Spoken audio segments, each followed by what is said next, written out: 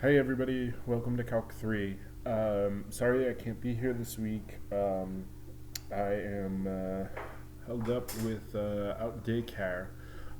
So I wanted to run through really quickly some of my expectations for the course. Calc 3 is going to be one of these courses that is really fundamental to what you guys do. We are going to use a lot of your Calc 2 skills, especially your differentiation and integration. Maybe some of that trickier integration you won't see again.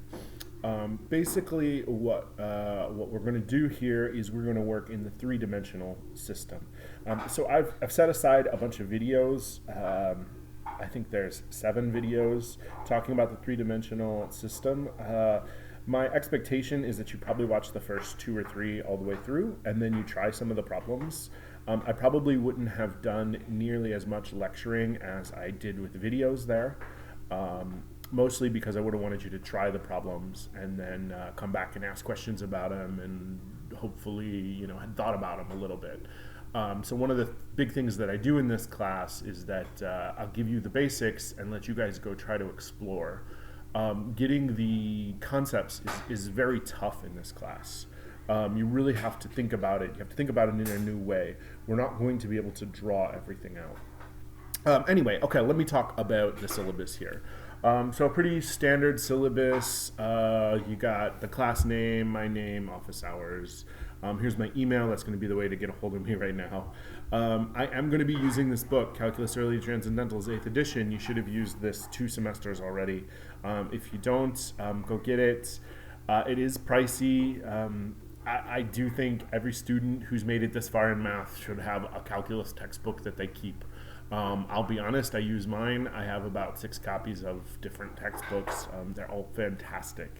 I'm sitting at home kind of mad that I don't have a version here.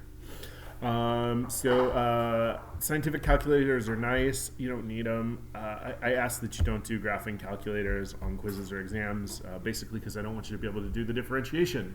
I want you to do that via your things. This class has a fast pace. We're going to do vectors and geometry in 3 weeks, functions in 3 weeks, multiple integrals in 4, and then the vector calculus, which is the really cool thing. That's the thing we have to get to. And really my last week, that dead week, is the most important thing. It's the only cool thing. No, it's not the only cool thing, but it's the thing that I strive for all semester. These are a bunch of things that I just have to include. The grading and assessment is pretty straightforward here. 3 tests and a final exam. So I have each test worth 100. I have a final exam worth 150, and I'll have a quiz on every Friday.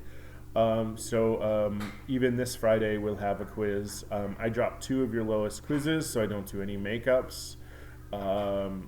I did not do any labs or anything like that this semester. It's really just tests and those quizzes. And those quizzes are going to be questions that you've done on your homework. And then there'll be questions that you see on the exam again, maybe with the numbers changed. So be aware that is kind of what we're doing.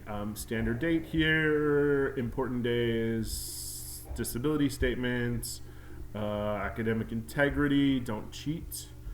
You guys are welcome to work together, especially on your practice problems, but on the quizzes in class, I'm expecting that to be your own work. By the way, the quizzes in class, I will allow you to use your notebooks. However, I'm going to restrict the time. I'm going to generally do those on Fridays, and those will be at the end of class. I'm going to give like 10 minutes and maybe a problem or 2. What I'm hoping for is that you've done it and you copy what's in your notebook into your onto your quiz and return it to me. That's kind of what I'm thinking there. It's not meant to be the first time you've seen the problem. If you guys are working along and doing your homework, you'll be doing great. That being said, where's your homework? I have this whole thing here that's called practice problems. You'll find this in the Blackboard shell, and you'll see that I've gone through every section of the textbook, and we should get up to section 19.9. That's the coolest theorem here, the divergence theorem. These last like 3 theorems are really awesome. There are assigned problems for each of these. Mostly I picked odd problems, so the answers will be in the back of the book. There's a few that aren't odd. And my guess is that you're going to need help with some of these. So I'm really hoping that you go home and you try each and every one of these problems each and every day we have class.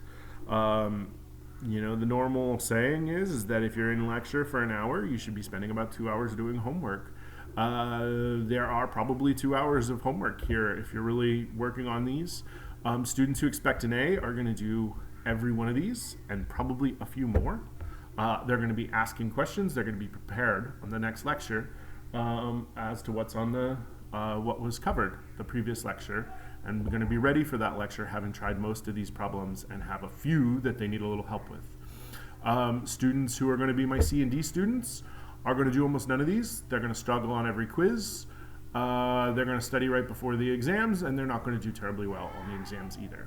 So you really need to be doing these problems. You need to be leaving lecture and going and doing homework. There's not a lot of chances for points in this class.